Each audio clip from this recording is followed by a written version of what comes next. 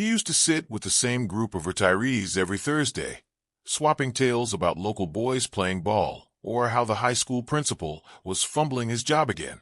But after the well, he vanished from those routines, like guilt made the coffee bitter. And the Bishopsons?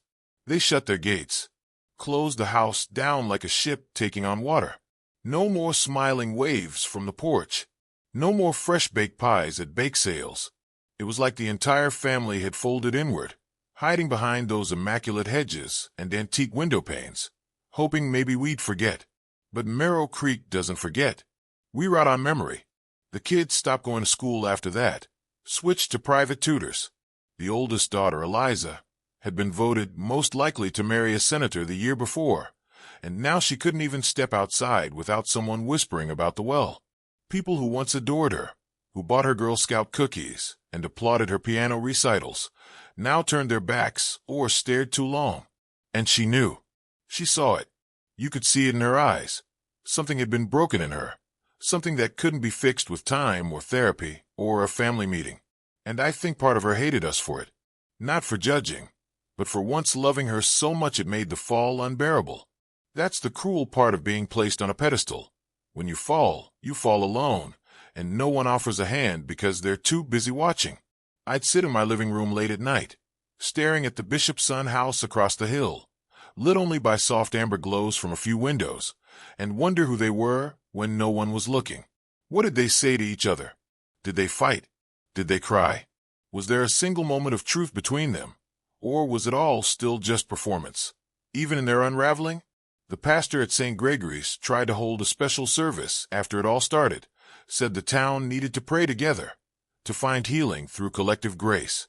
Most people went, including me, but the Bishopsons didn't. Their pews sat empty, dust beginning to settle on the hymnals they used to clutch with such piety. And while the pastor read from Romans and urged forgiveness, I couldn't help but notice that not a single person said their names out loud. It was like invoking them might summon something none of us wanted to see again. But what haunts me more than the silence is the guilt I didn't expect to feel. Guilt that I hadn't seen it sooner, that I'd let my admiration blind me. I kept replaying memories, Mr. Bishopson holding a community barbecue in their backyard, serving ribs with his apron reading, #OneDad, or the time Mrs. Bishopson paid off old McCready's hospital bill in secret, and the way she shushed him when he tried to thank her, as if kindness should be quiet. Were those real? Or part of the illusion? And if they were real, how could that same couple have anything to do with a sealed well hiding the unthinkable? It messed with your mind, made you question the nature of goodness, whether good people could do terrible things, or if terrible people could pretend to be good. So convincingly, it warped everyone around them. A part of me wanted them to be monsters. That would have been easier, cleaner. If they were monsters, I could hate them. But the truth felt murkier, like they were something else entirely. Flawed, desperate, human. And maybe that was the scariest thing of all. One night, around 3 a.m, I couldn't sleep, so I walked. It was one of those thick, humid nights where even the wind felt exhausted. I didn't mean to head toward their place.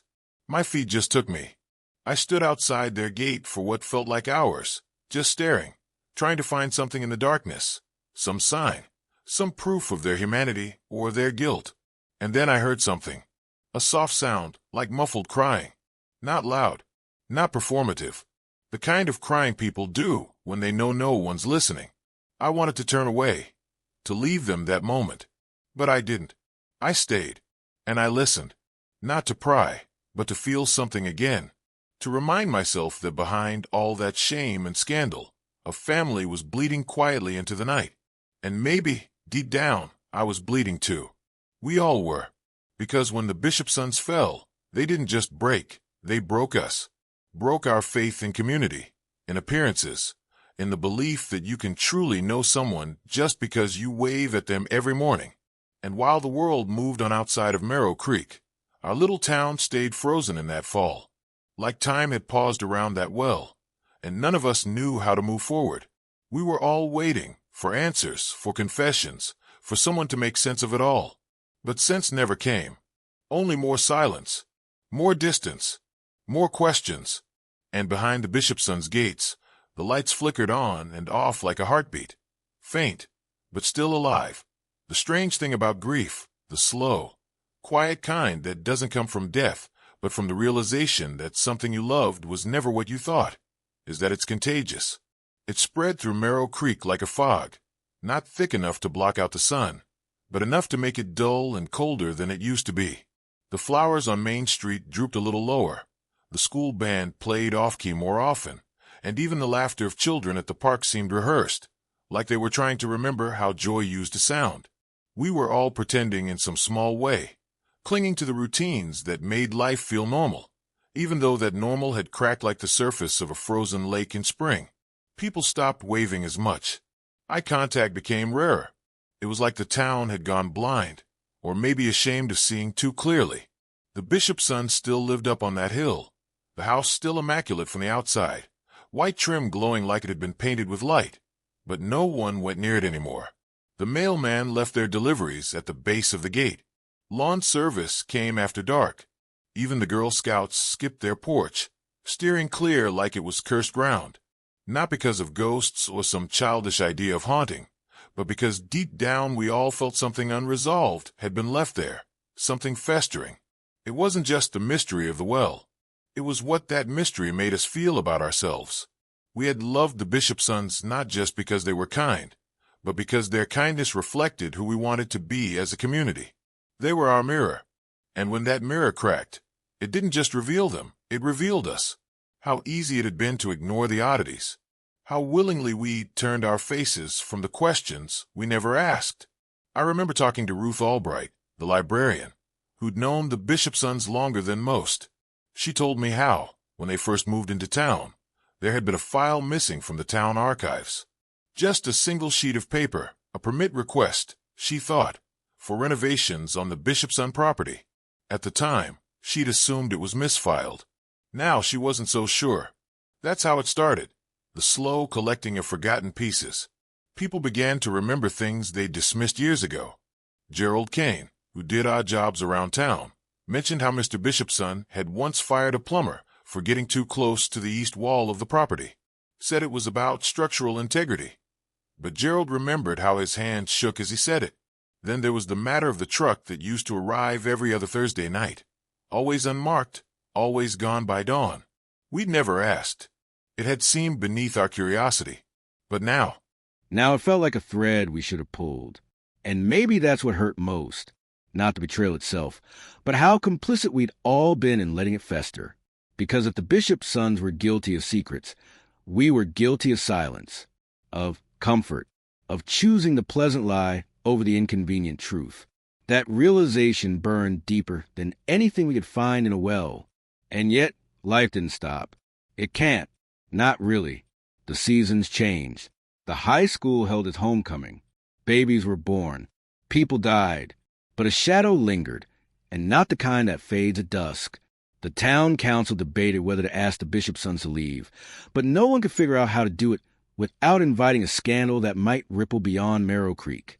We weren't the kind of town that liked attention. We preferred our shame in whispers. So they stayed, and we watched, from porches, from behind lace curtains, from the corners of our hearts. Every movement they made felt like a performance now, dissected and analyzed and quietly resented. When Mrs. Bishopson came into the grocery store one day, her first appearance in public since the well, there was a stillness in the air so absolute you could hear the fluorescent lights hum. She wore dark glasses and walked with her chin slightly down, but there was no mistaking her. She didn't speak, just filled her basket and left. And no one stopped her. No one said a word. But as soon as the door closed behind her, half the store erupted into speculation. What was she buying? Did she look thinner? Did she look guilty?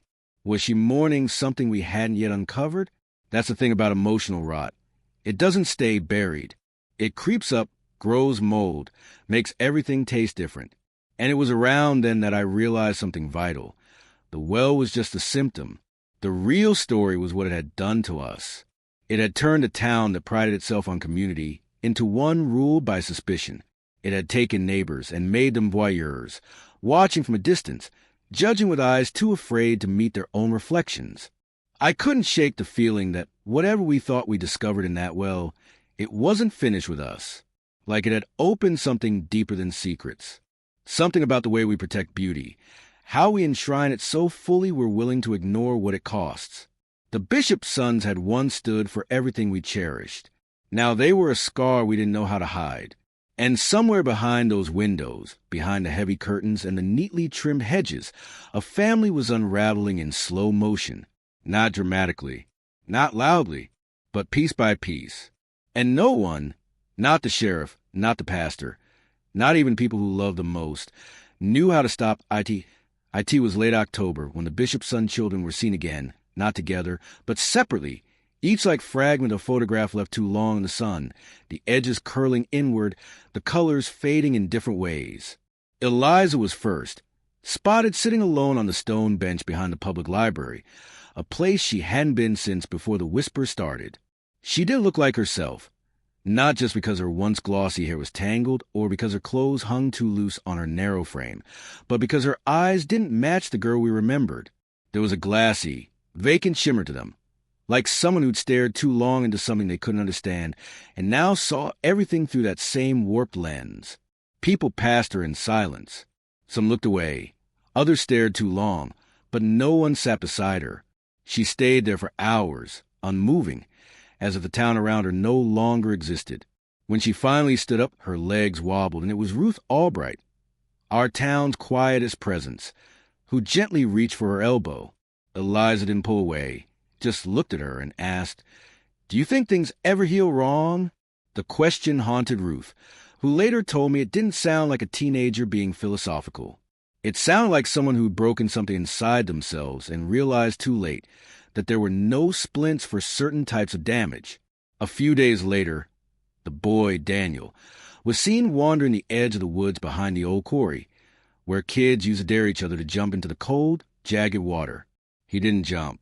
He just stood there for nearly 45 minutes, according to Ron Greeley, the retired teacher who walked those woods every morning with his ancient beagle.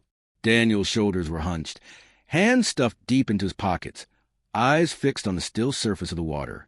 Ron said it looked like the boy was having a conversation without moving his mouth, like he was listening to something only he could hear.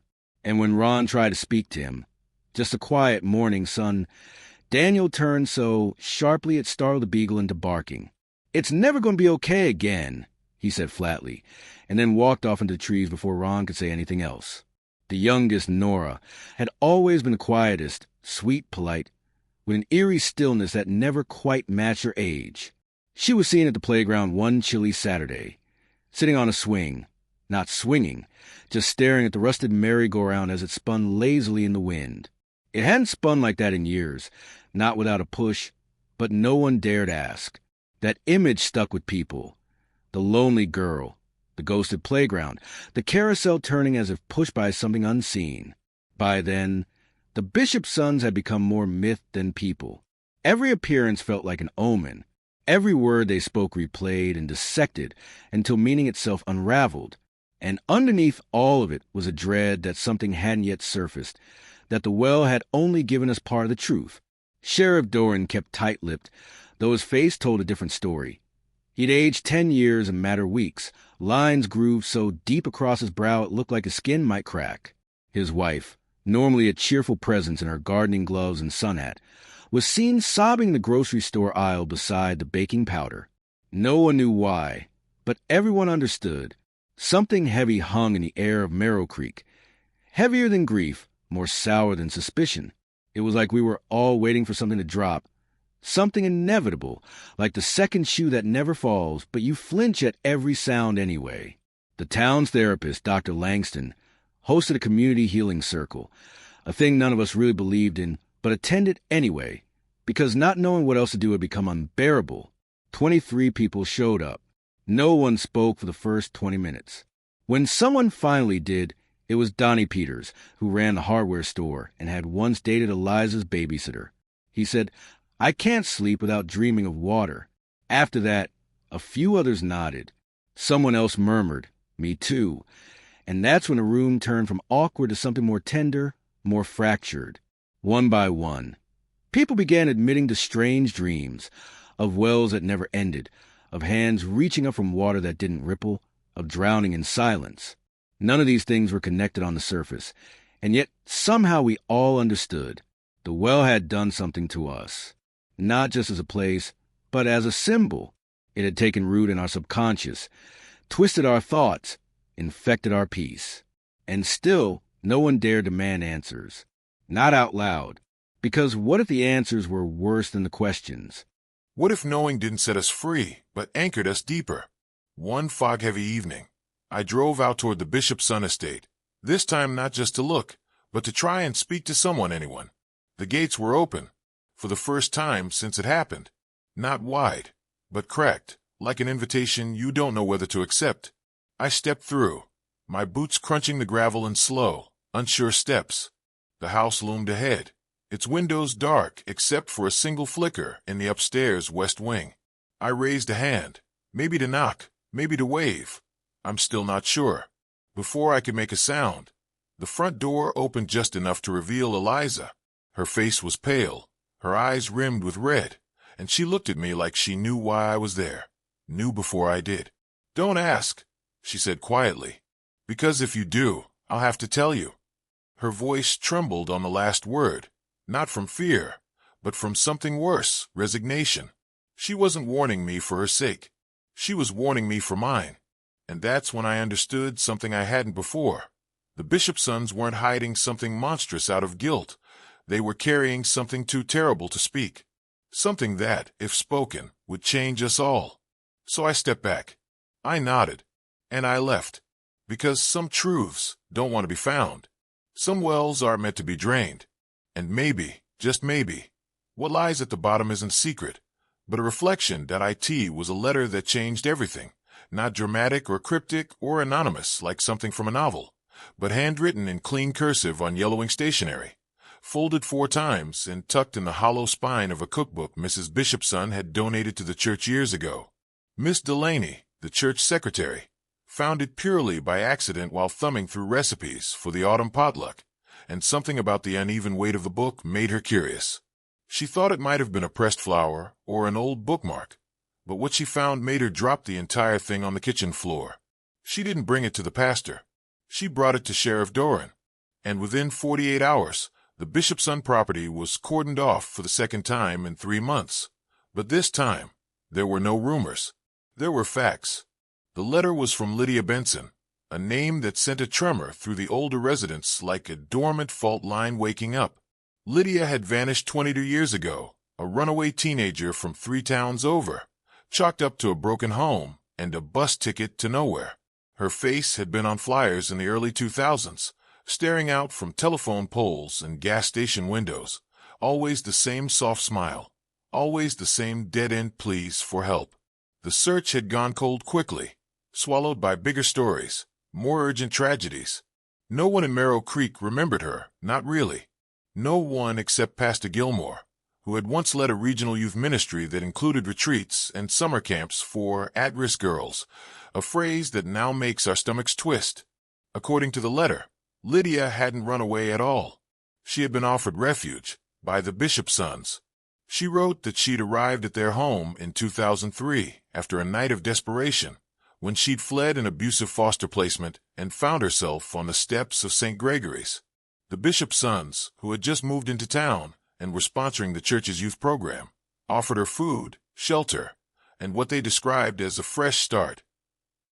At first, she was grateful, but the letter didn't stay thankful. It darkened. She described strange rituals the family kept, not religious or cultish, but obsessive. They required complete obedience, total secrecy, and emotional dependency. Mrs. Bishopson referred to Lydia as my first flower, a term that returned several times in the letter with unsettling regularity. It seemed the Bishopsons had been offering help to other vulnerable girls, not just Lydia, girls who were never officially recorded, who drifted in and out of town without so much as a footprint. And Lydia wrote that she feared she would be the last, that she'd begun to sense something darker behind kindness, something suffocating and unnatural in the love they gave. She wrote that she tried to leave. And then the letter ended. No signature, no date, just the last words, written in a panicked, shaky scrawl. "If they say I went home, it's a lie. I never had one." That was the moment the well transformed from mystery to crime scene. Forensics confirmed the soil around the well had been disturbed multiple times over the past 2 decades.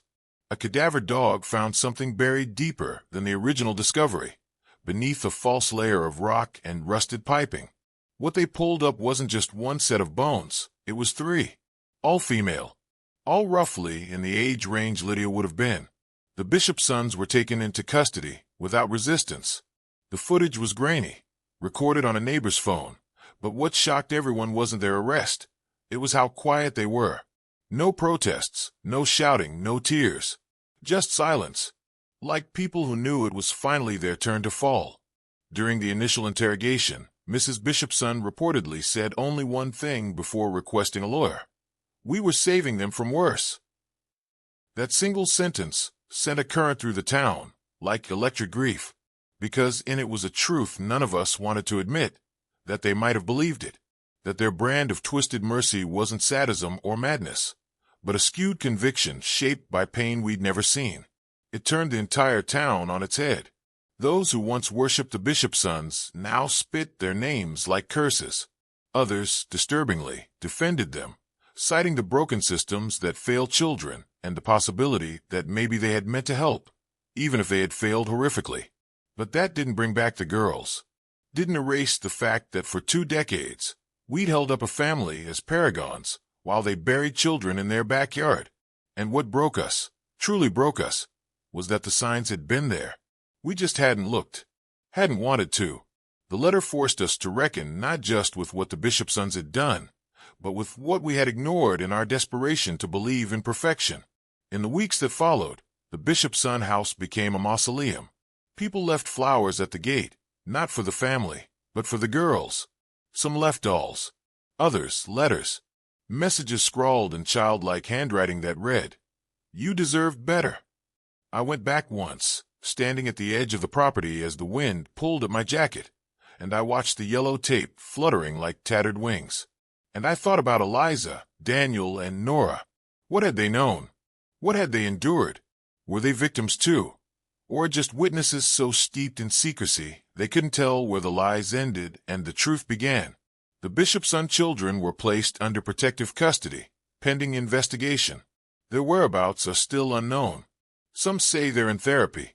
Others believe they've been moved out of state under new identities. All I know is that they were left behind in the wreckage of their parents' sins, and I hope, quietly, selfishly, that they find some kind of peace. The well was drained. The earth was turned. But no amount of digging can reclaim innocence, not really. And now, Marrow Creek is a town that lives with the knowledge that our most beloved family was hiding a graveyard beneath their garden. We learned too late that sometimes the most dangerous secrets aren't whispered in the dark. They're spoken with a smile, served with pie, and hidden under ivy where no one dares to look. I end the weeks following the arrests. The town of Marrow Creek slipped into a silence far louder than any riot could have been, a silence filled with the weight of collective shame, disillusionment, and a peculiar brand of mourning that comes not from death alone, but from betrayal so intimate it rearranges memory itself. No one knew how to speak about it. Not really. The Bishopsons have been our cornerstone, our anchor in the shifting tides of time, and now the very name rang like an accusation. Shops remained open. Schools carried on, and Sunday service resumed at St. Gregory's, but nothing felt real. The faces of neighbors looked different, not because they had changed, but because now we saw them without the illusion we'd all worn so comfortably before. It wasn't just the Bishopsons on trial. It was all of us. Everyone began replaying the last 20 years, digging through moments like forensic archaeologists, searching for signs we'd missed, cues we'd ignored. Cynthia Morrell, who used a host of Bishopsons for Thanksgiving, confessed she'd once seen Eliza with a deep purple bruise under her collarbone, which she dismissed as a cheerleading injury. Paul Ashcroft, who worked construction on their guest house, remembered being told never to enter the basement, a request that hadn't seemed unusual at the time, but now gnawed at him like guilt he couldn't explain. Even the pastor broke down during a sermon, admitting through cracked voice and trembling hands that he'd noticed things, offhand comments, strange glances between the parents and children, but had convinced himself it was none of his business. The weight of those admissions didn't free anyone. They bound us tighter to the reality we were trying to digest, that we hadn't just been fooled, we allowed ourselves to be. That realization turned neighbor against neighbor. People began accusing one another of complicity, of favoritism, of having known more than they let on. A few families packed up and left town entirely, unable to bear the stares or escape their own memories. The Bishopson house stood sealed behind police tape, and despite the state's best efforts to restrict access, it became a pilgrimage site of sorts. Some came to lay flowers, others to spit. A man from out of town tried to climb the fence one night and had to be pulled off by deputies before he could set fire to the garden. The flowers, once symbols of the Bishopson's grace, now felt like cruel ornaments, falsehoods rooted in soil soaked with lies. Children who grew up idolizing the Bishopson kids began acting out, confused by the betrayal, their emotions raw and misdirected. At Marrow Creek High, counselors were brought in to help students process, but their words felt hollow. What comfort can you offer a teenager who just learned their hero's home was built on the buried bones of girls not much older than them?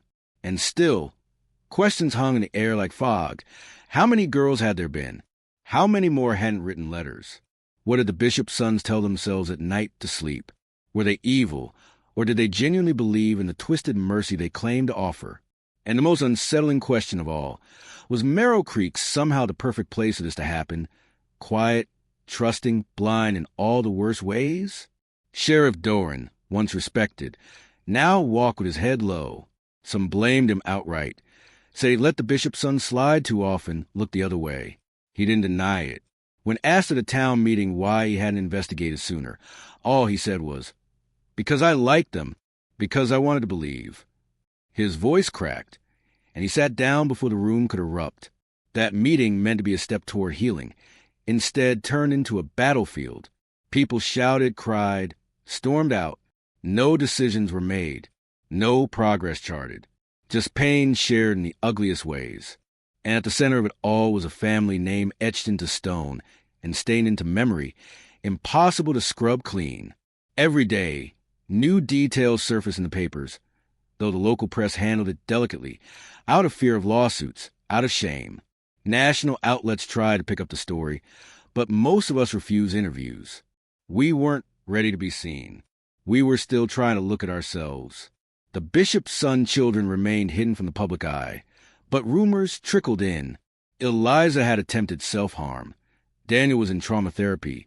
Nora had stopped speaking entirely. Some people said the state should keep them hidden forever, that they were too far gone, too tainted. Others argued they were victims, trapped in a prison none of us could imagine. No one could agree. What we did agree on in a quiet, unspoken consensus was that nothing would ever be the same. The town tried to erase traces of them, painted over the Bishopson family mural on Main Street, took down the commemorative plaque at the library, but those were surface gestures. You can't erase a wound by covering it. You have to stitch it from the inside. And we hadn't figured out how. One night, as the first snow fell, I walked past a well. The police had sealed it with steel and poured concrete over the top. There was a plaque now, not about the Bishopsons, but the girls, in memory of the unnamed. It was the most honest thing we'd done as a town in years. I stood there a long time, listening to the quiet crunch of snow under my boots, staring at that cold block of truth. And I thought about how easy it is to build myths around people, how dangerous it is to love too blindly, and how, sometimes, the worst monsters don't hide in the shadows. They wave from porches, beg for fundraisers, and tuck their sins beneath their gardens, trusting that no one will ever look too closely. Long before they became the Bishopsons of Marrow Creek, before the white fences and church potlucks, before they were symbols of perfection, and then of disgrace, they were just David and Marlene Bishopson, a young couple from Elyria, Ohio, who had seen more pain by 30 than most do in A. Lifetime. Records pulled by investigators in the wake of the scandal trace their history like the jagged edge of a broken mirror. Foster homes, juvenile reports, seal case files, a string of names and dates stitched together by missing persons and abandoned towns. David had been raised by a mother who cycled through boyfriends like seasons, most of them violent, many of them indifferent. He spent his early teens in group homes, where the bruises he didn't explain were dismissed as behavioral consequences, and his tendency to go silent when question was interpreted as defiance instead of despair. Marlene's childhood was quieter on the surface, but no less brutal. Her father, a strict disciplinarian whose love came only in measured approval. Her mother, a ghostly presence medicated out of existence. She learned early that silence kept you safe, and that good behavior was currency. They met in a rehabilitation program for at-risk youth when they were 17, both balancing on the edge of ruin, both smart enough to know that the world wasn't built to save people like them unless they played the right roles. And so they did. They married young, changed towns every few years, scrubbed their histories clean with forged smiles and community engagement. But it wasn't until they moved to Marrow Creek that they decided to become something more: saviors. That word, savior, appeared in more than one of their old journals. Journals recovered in a storage unit rented under an alias 2 counties over. Pages filled with neat, calculated thoughts about broken children, about what it meant to be called to help them, about how the system was a meat grinder for innocent souls. To read their words was to stare into a strange, cold logic, one where they cast themselves as benevolent keepers, creating a sanctuary where no one could hurt the girls they took in, even if the girls didn't understand the rules of their protection. One entry in Marlene's journal stood out to investigators. You must tear out the rot before it spreads. Sometimes they fight the healing, but love must be stronger than resistance. The girls who came through their doors weren't kidnapped. They were found, runaways, forgotten teens, those slipping through the cracks. And at first, there was no evidence of violence, no physical abuse, just isolation, just dependency. They created a world where the girls relied on them for everything: clothes, food, emotional approval. No phones, no visitors, just love, structured love, conditional love, love that could suffocate while smiling sweetly. Lydia Benson was there first. She came willingly, grateful, and for a while, the journals describe her as a joy to shape.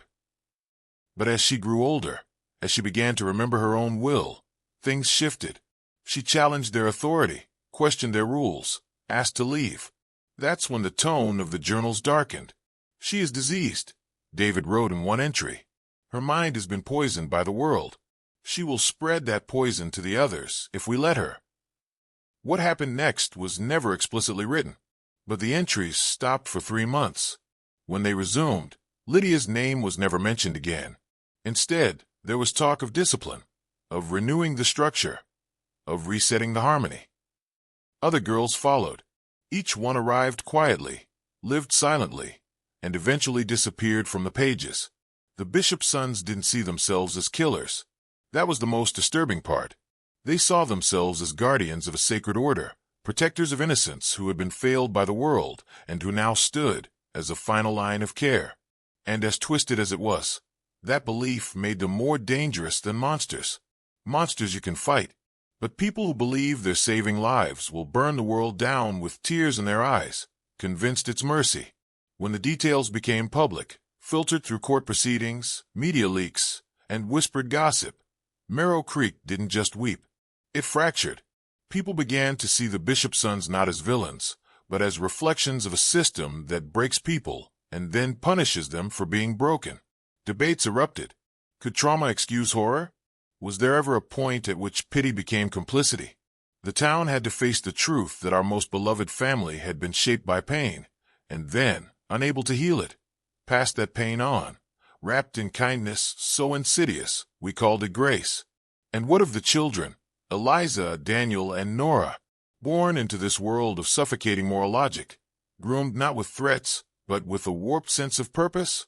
Records show they were homeschooled under a rigorous regime, taught not only math and science, but philosophies handwritten by David and Marlene, philosophies rooted in control, obedience, and the sanctity of the family unit.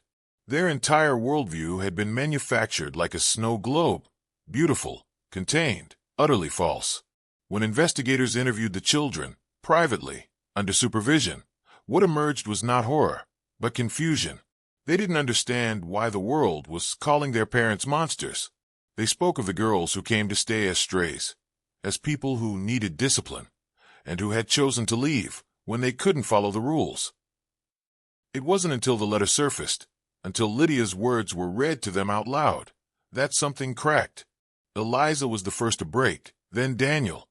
Nora, the youngest, remained silent, but they began to question, and for the first time, they were allowed to feel what had always been buried beneath their calm, rehearsed faces: grief, rage, and fear. Fear that they might never know how to be anything else, that they might be poisoned too, incapable of love that doesn't control, incapable of trust. Therapy might help. Time might help. But some fractures, as Eliza once asked, don't heal right, and the past doesn't disappear just because you've learned how to name it. The Bishopsons' legacy was no longer the flower beds or scholarships or smiling photos in the town calendar. It was a scar buried in concrete, a reminder that pain, when left untreated, mutates, that people who seem perfect may be holding themselves together with threads so fragile one truth can unravel them completely, and that sometimes the worst evil comes not from hatred, but from love that has curdled into control, hiding its bruises beneath charity and warmth. The confession didn't come in a courtroom or under the pressure of bright lights. It came in the middle of the night, in the hushed, flickering quiet of a social worker's office, where Eliza Bishopson sat cross-legged in a chair too small for her frame, her hair damp from a panic shower, her fingers worrying the hem of her sweater like she was trying to rub the past off her skin. The room smelled of paper and old carpet cleaner, a place built for bureaucracy, not for unburdening. And yet it was here, finally, that the truth fell out of her like stones from a torn satchel. Her assigned counselor, a middle-aged woman named Therese with eyes that didn't flinch and a voice like warm steel, had asked her the same question she'd asked for weeks. "Do you want to talk about the girls?" And this time, Eliza hadn't looked away. This time, she nodded. "I remember Lydia's shoes," she started, and those 5 words were enough to change everything. They were pink with little strawberries on them, and I thought they were the prettiest things I'd ever seen. I was 6. She was the first one who stayed. She braided my hair. She taught me how to draw horses. And then one night, she was gone. Her voice didn't tremble as she spoke. It flattened, as if the weight of memory had already drained the emotion from the words. She recounted it in pieces, not as a story, but as fragments, images, sounds, feelings. How her parents referred to Lydia only in past tense after that night. How the garden was dug up the next day. How no one said anything, but the air in the house felt thinner. They said she broke the rules. Eliza whispered that she didn't want to be saved anymore. And when you refuse salvation, you have to be let go. That phrase, let go, returned often in her account. It was how her parents softened the violence they couldn't admit. It was how they taught their children to process absence. Eliza told Therese how, as she grew older, she started asking more questions, but every question was met with the same answer. We're doing what the world won't. She was taught to see the girls as fragile animals, damaged goods, things that needed molding and protection, and if they resisted, they were threats to the sanctity of the home.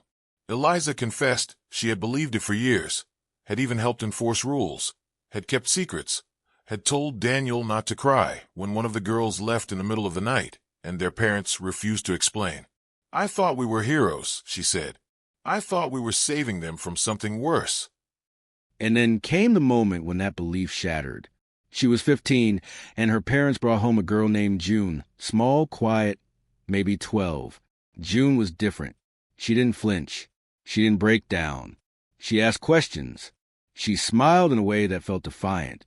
Eliza grew attached to her quickly. They shared a room. June taught her how to make paper stars. She made Eliza laugh in a way that didn't feel controlled. For the first time, Eliza felt seen, not just as a Bishopson's daughter, but as a person. And then one night, June disappeared too. But this time, Eliza knew. She heard the argument. She saw the blood in the hallway. She watched her mother bury something behind a well in the rain. That was when the stories stopped making sense. That was when Eliza stopped sleeping. She confronted her father.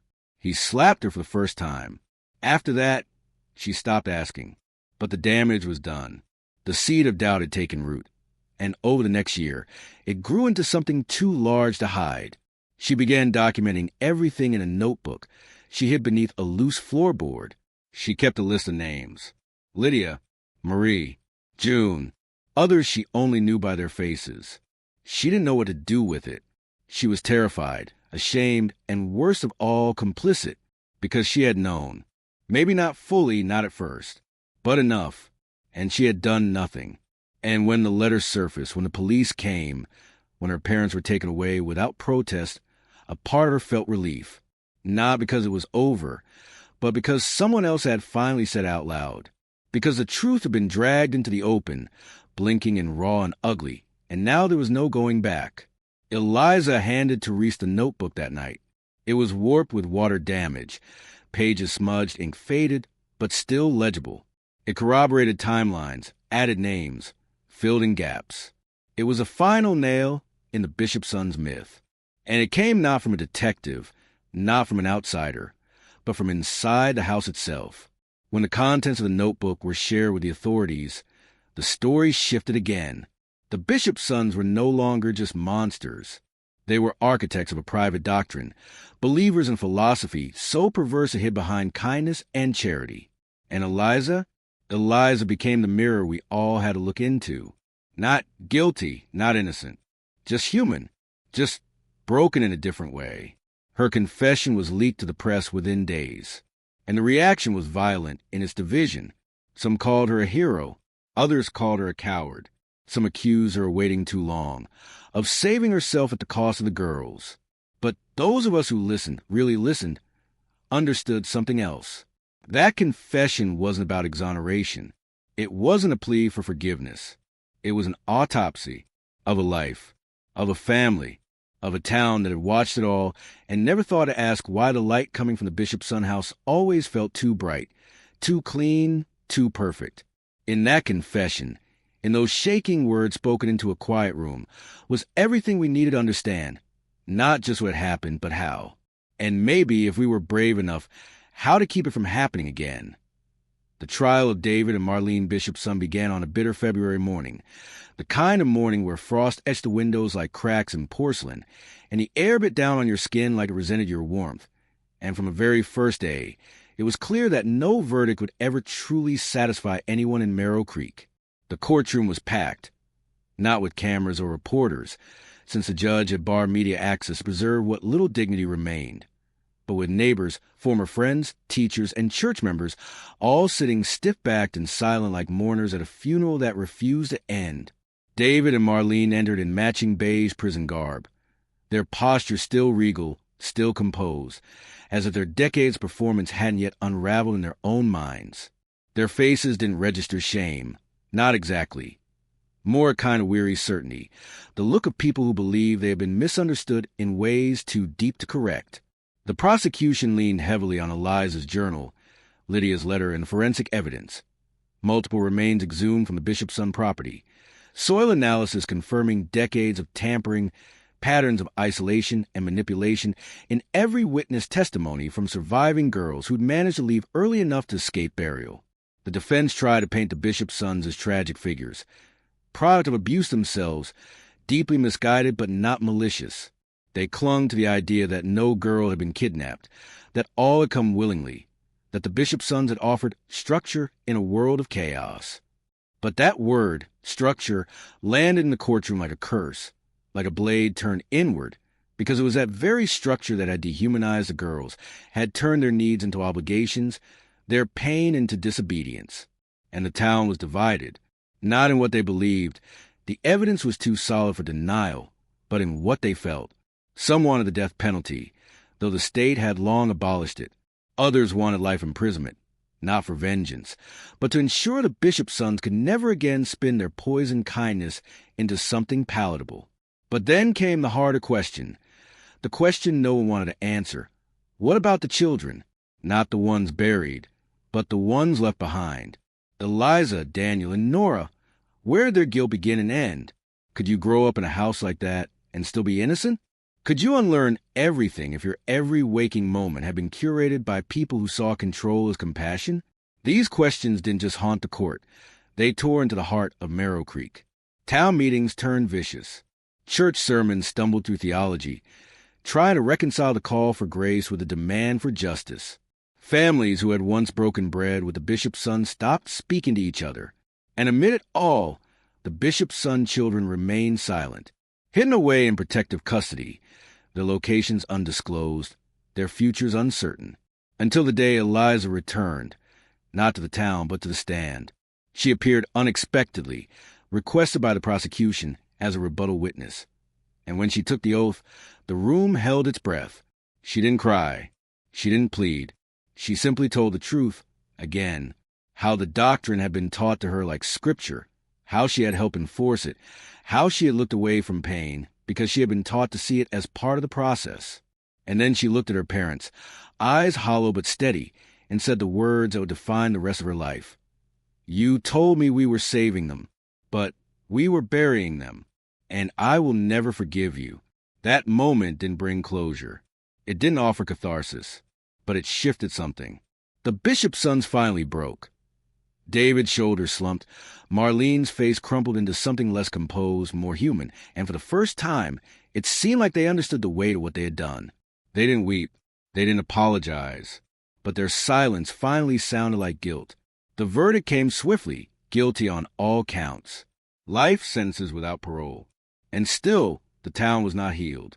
Because punishment is not the same as justice. Justice asks for accountability. It asks for repair. And nothing could repair the girls who had been lost. Nothing could rebuild the trust that had been shattered. In the weeks that followed, Marrow Creek tried to find a way forward. A memorial garden was built beside the library, with plaques bearing the names of the known victims and one blank stone for those never identified. The church offered counseling sessions. The school curriculum added units on recognizing coercion and emotional abuse. But these were surface salves for a wound that ran far deeper. The real question, the one no one dared ask aloud, was whether forgiveness had a place in this town anymore. Some said no, that to forgive was to erase, that to forgive the Bishopsons, even the children, was to say what happened could somehow be moved past. Others said forgiveness was the only way to reclaim who we were before the illusion broke, that without forgiveness, the rot would stay. But in truth, most of us weren't ready to answer that yet. We lived in the gray, where grief met rage, and pity warred with revulsion. We watched each other more carefully now, but not with hope, with hesitation. And maybe that's the legacy the Bishopsons left behind. Not just buried girls or broken dreams, but a fracture in the foundation of trust. A crack we all step around, knowing it's there, knowing it could widen at any moment. Forgiveness, if it comes, won't arrive all at once. It will be slow, uneven. It might never reach the house on the hill. And maybe that's okay. Maybe some places are meant to be ruins, not to be rebuilt, but to remind us of what happens when we love too blindly and question too little. The year passed, then too. And though the days in Marrow Creek fell into familiar rhythms, school bells ringing in the morning, porch lights flickering on at dusk, Sunday hymns echoing through the chapel, it was clear to anyone paying attention that the town had aged in ways that had nothing to do with time. We were no longer the place of warmth and whispers and homegrown pride. We were something quieter, a little more haunted, even under clear skies. People still greeted each other, but the smiles took longer to reach their eyes. The Bishopson house remained sealed off, its once pristine hedges grown wild, the paint on the porch beginning to peel in long, curling strips that flaked in the wind like skin. No one had purchased the property. It was still considered evidence in an ongoing civil case. Several families of missing girls had filed wrongful death suits, and though the town wasn't technically liable, the community carried the guilt like a wound stitched with barbed wire. A group of volunteers, mostly teens and early 20-somethings who hadn't been old enough to participate in the lie, organized yearly cleanups of the Bishopson property perimeter, not to preserve it, but to ensure nature didn't swallow the past too soon. The well remained sealed, a plaque embedded in the concrete bearing the names of Lydia, June, and two others identified through DNA years later. The final marker, still blank, sat heavy in its absence. Nora Bishopson, now nearly 18, was reportedly living in a foster home out of state. She still didn't speak, according to a caseworker's leaked report, though she had begun writing short poems. Daniel was enrolled in a residential program, showing signs of adjustment but frequent night terrors. And Eliza had vanished entirely, her identity scrubbed, her whereabouts unknown. It was rumored she'd changed her name and gone to work at a trauma recovery center under a new license, far from Marrow Creek, but no one could confirm. Her testimony was still used in seminars, and excerpts from her journal had been published in psychology journals with her consent. But she had left Marrow Creek behind, and no one could blame her. The town itself became a subject of study for sociologists and journalists, the anatomy of denial, the fragility of collective belief. Documentaries were proposed. A few were made. Most were banned from being filmed inside the town limits. We didn't want to become a headline. We were already a scar. I remember walking past the old post office one morning and seeing a child, maybe 7 or 8, tugging at her mother's coat and pointing toward the Bishopson gate. "Is that where the monsters lived?" she asked, not with fear, but curiosity. Her mother didn't answer, just took her hand and kept walking. That moment stayed with me, because it reminded me that stories, even the ones soaked in tragedy, don't end. They become echoes. They shape how we see the world, how we protect each other, or fail to. The Bishopsons were no longer names. They were symbols. And like all symbols, they had become bigger than the people who wore them. The church held a memorial service each spring now, not for the Bishopsons, but for the lost. The pastor read the names, and for each one, a bell was rung. The first time they held it, only a handful of people came. The second time, the pews were full. It wasn't healing, not really, but it was a start. A way of saying, we remember and we regret. A way of breaking the silence that had once let so much fester. I kept thinking about something Eliza had written in her journal, a line no one ever quoted in the articles, but one that stuck with me. We weren't monsters. We were mirrors. We showed you what you didn't want to see. That's what the Bishopson story became, a mirror, held up to each of us, to every institution that failed, every bystander who smiled and nodded and looked away, every person who praised without asking, every heart that wanted so badly to believe in goodness that it missed the rot beneath. And in that reflection, we had to decide what to do next. Some people moved away, hoping to leave the memory behind. Others stayed, trying to rebuild, not the old town, but something new, less perfect, maybe, but more honest. The library added a section on safeguarding children. The school brought in new leadership. The sheriff retired, and his replacement was a woman from out of town who began every meeting by saying, "Ask more questions." And slowly, breath by breath, Marrow Creek tried to become a place where that mirror no longer cracked the moment you looked too closely. But even now, even years later, there are nights when the wind hits the trees just right, and it sounds like a child's laughter from long ago, echoing through the overgrowth near the Bishopson estate. And in those moments, we remember, not the perfection we once clung to, but the price we paid for it. The well is quiet now, but we still listen. Sometimes I wonder if we ever really knew the Bishopsons at all, or if we simply knew the story we wanted them to be. And in that illusion, we wrapped our fears like fragile glass in soft cloth, believing the lie was a kind of safety. Because now, looking back from the quiet distance of years, I can't say with certainty that the Bishopsons were unique. I can't say that the rot that grew beneath their garden doesn't exist elsewhere, hiding behind trimmed hedges, beneath spotless porches, under the warm glow of respectability. What I can say is that they forced us to look in places we were never brave enough to look before. Not just into their lives, but into our own, into our blind spots, our silences, our eagerness to believe the best when the truth demands better of us. We call them our pillars, our perfect family, the standard against which we measured our own decency. But they were only perfect because we refused to look beyond the surface, because it was easier to project goodness than to ask what it cost. The Bishopson story became a lesson, not the kind you find in textbooks, but the kind you carry in your bones. It taught us that evil doesn't always arrive with snarls and shadows. Sometimes it walks beside you at the harvest fair. Sometimes it bakes cookies. Sometimes it speaks softly about community and service and responsibility while digging graves behind the garden. And we Blinded by charisma and charm and tradition, let it thrive. We watered it. We praised it. And when it finally cracked, we weren't ready. We weren't prepared to reckon with the idea that the most horrifying thing wasn't that we'd been lied to, but that we had lied to ourselves, that we had seen pieces of truth in their eyes and turned away. And that reckoning has stayed with me. It shows up in the way I question things now. Pauses in conversation, strained smiles, eyes that dart too quickly. It shows up in how I no longer chase perfection, but look instead for authenticity, even when it's messy, even when it hurts. It shows up in how I've come to understand that silence is never neutral, that not asking questions doesn't protect. It corrodes. The tragedy of the Bishopsons isn't just the lives they took, though that grief is deep and enduring. It's also the damage they did to our understanding of what love, protection, and community really mean. Because if we truly want to protect, we must be willing to see all of it, not just what comforts us, not just what makes us proud. And that includes seeing our own failures. The sheriff who overlooked things because he liked them. The church that turned away red flags for the sake of harmony. The neighbors who laughed too hard at the Bishopsons' jokes because it felt good to be near people like them.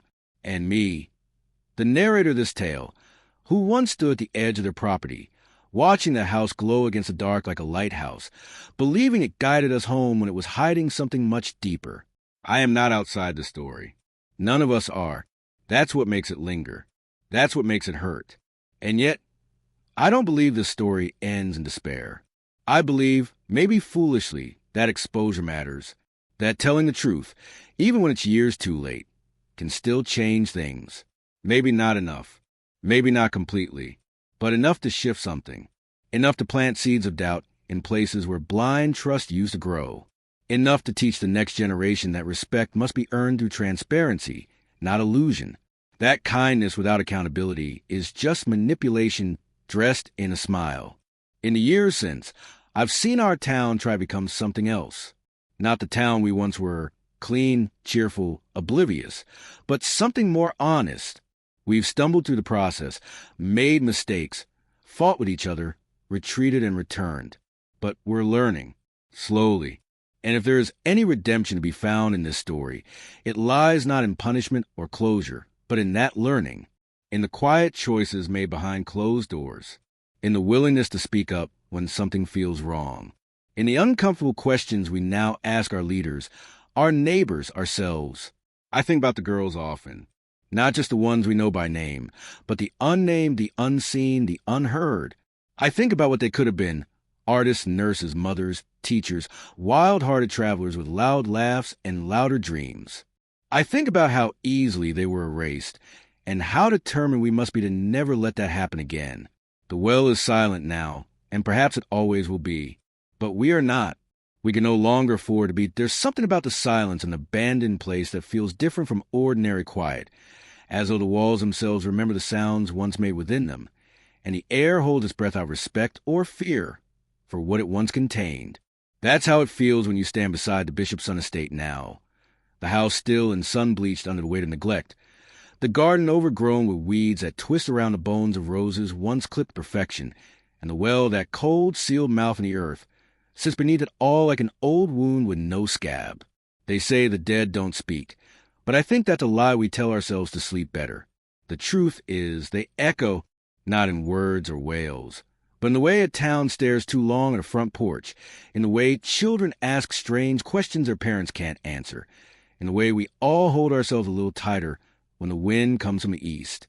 The Bishopsons are gone, locked away in places where their voices carry no weight and their names are just lines on legal documents. But the echo of what they did and who we let them become lives on. It lives in every awkward pause when someone new asks about the house on the hill. It lives in the flinch behind our smiles, in the glance exchanged when someone's generosity seems too polished, too rehearsed. The well may be closed, but the questions that open remain unsealed. Who do we choose to believe? Who do we choose to protect? And why do we wait for truth to rot before we're willing to dig for it? I walk by the well sometimes. Not often. Not because I'm afraid of what's beneath it. We've unearthed that as much as we ever will, but because I'm afraid of what it says about us, about me, about the silence I kept. I've spoken, written, confessed, but I still wonder if that's enough. If saying it after the fact is just another form of looking away.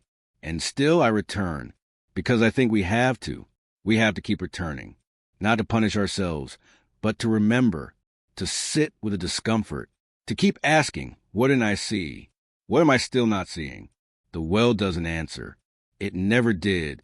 But sometimes when the wind brushes through the tall grass and the sun casts its light just so, I hear something faint, like breath held in the soil, like names not yet spoken, like footsteps that walked away and never came back. And in those moments, I understand that the story didn't end when the Bishopsons were arrested. It didn't end with the trial or the verdict or the memorials.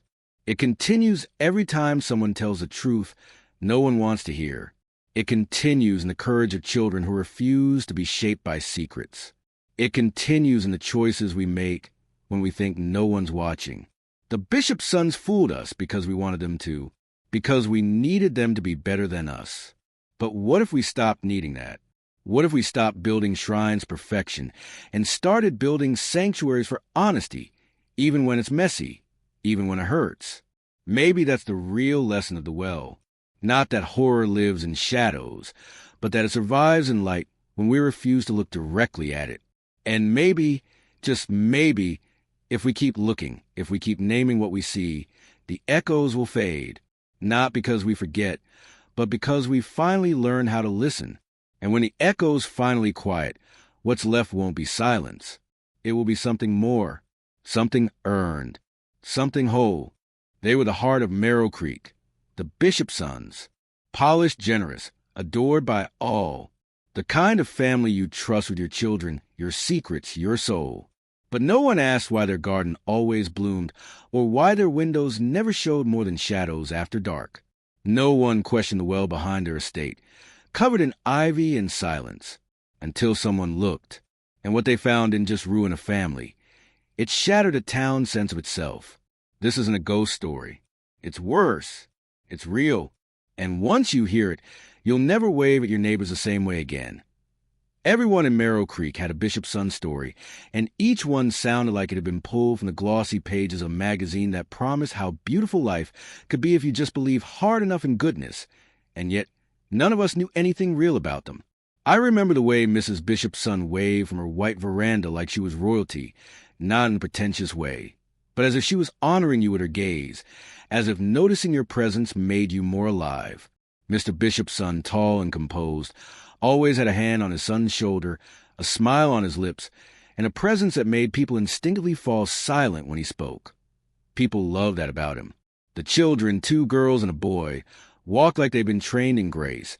The kind of grace money buys, sure, but also something deeper, like they'd grown up knowing the whole town was watching and never wanted to disappoint.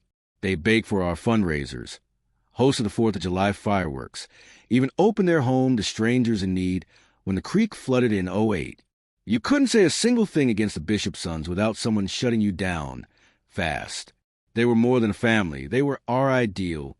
The Bishopsons reminded us what stability looked like, what love and tradition and goodness might still mean in a world that was losing all of those things. Which is why, when the well behind their estate revealed what it did, the world didn't just shift, it cracked. That's the thing about perfect images. They reflect what we want to believe, not what's real. And when reality seeps through, it's like cold water in your lungs. You can't breathe right for days. I remember that morning like it was stitched into my skin. The dew was still clinging to the grass, and Mrs. Henley's dog had slipped its collar again, bounding straight onto the Bishopsons' north field. It was always quiet there. Too quiet, maybe, like even the birds respected the family's peace. But the dog wouldn't stop barking near the well, this old cobblestone thing no one paid attention to, covered in ivy and shaded by a warped pine. Mr. Bishopson had always said it was sealed, not safe to use. We believed him. Why wouldn't we? He was the kind of man you believed. But that dog, relentless and panicked, kept clawing at the stones. Mrs. Henley yelled, embarrassed and annoyed, and when she tried to drag it away, it snapped at her, which it had never done. The sound that followed wasn't a bark. It was a whine, low, almost human, like something had frightened it in a way we couldn't see. The well became a thing of interest, then a passing curiosity. But things in Marrow Creek didn't stay curious for long. By noon, 3 more people had gathered there. By evening, Sheriff Doran was on site with 2 deputies. The Bishopsons were oddly calm about it. Too calm. Mr. Bishopson even chuckled. Told us the dog probably smelled a raccoon or a rotted squirrel. But when they pried the well cap off and lowered the light, something in the sheriff's face changed. His jaw locked. His hand went rigid. Then he ordered everyone back. That was the first time I saw the Bishopsons falter. Not visibly, not dramatically, but Mrs. Bishopson's hand gripped her wrist so tightly her knuckles blanched. The children were ushered inside, the curtains drawn. The town wasn't told what was found, not officially. But this is Marrow Creek. We talk, we whisper, we invent, and sometimes what we imagine is tamer than the truth. There were rumors, of course, that it was a body, that it was several, that it was bones arranged in a shape that couldn't be explained. But the one that stuck, the one no one dared to say aloud but everyone thought, was that the Bishopsons had hidden something. Not just something. They'd buried a part of themselves in that well. And it made us question everything. The cookies they brought to the Christmas fair suddenly felt like bribes. The scholarships they funded for poor kids, guilt offerings. Even the way Mr. Bishopson taught Sunday school took on a sinister sheen. It wasn't just that we were shocked. We were hurt, betrayed. We'd loved them like they were our own. And when the thing in the well was unearthed, that love turned inside out. I sat in my truck the night after, parked just beyond the Bishopson gate, watching their house like it might blink. I couldn't sleep. None of us could. It was like a sickness that spread through the town, nausea made of doubt. What if everything we believed was a lie? What if the people we admired most had fooled us all along? Worse, what if we'd want to be fooled? That kind of grief doesn't come with mourning. It comes with shame. Because looking back, there were signs. Little things. Like how the Bishopsons never spoke of their life before Marrow Creek. Like how no one ever met their extended family. Like how their kids, for all their charm, sometimes froze when you asked personal questions. I remember once, at the spring picnic, one of the girls, Nora, I think, saw a man pass by with a limp and dropped her plate like it had burned her. She smiled it off, said she thought she saw a bee, but her hands shook. And there were nights you could hear music coming from their house at 3 a.m., not loud, not disturbing, but strange, like a record skipping or a song from a dream. We ignored all of it, because we needed them to be perfect, because a town like Marrow Creek needs a Bishopson family to believe in, or it starts to unravel. That's the truth most people don't admit. Perfection is a shared illusion, and we all keep it alive, until someone or something forces us to look too closely. That well was our reckoning. It didn't just swallow secrets. It spat them out, raw and bleeding. And standing there, staring into its darkness, we all saw pieces of ourselves. Pieces we wish we hadn't buried so deep. There was no official statement. Not then, not even weeks later. Only the kind of silence that thickens like old paint, covering things, suffocating meaning, daring anyone to scratch the surface. But even in silence, stories of a way of leaking, seeping through the cracks in conversation, showing up in sidelong glances and unfinished sentences. We heard whispers that bones had been found, small ones, far too small to belong to any adult. Sheriff Doran stopped showing up to morning coffee at the diner.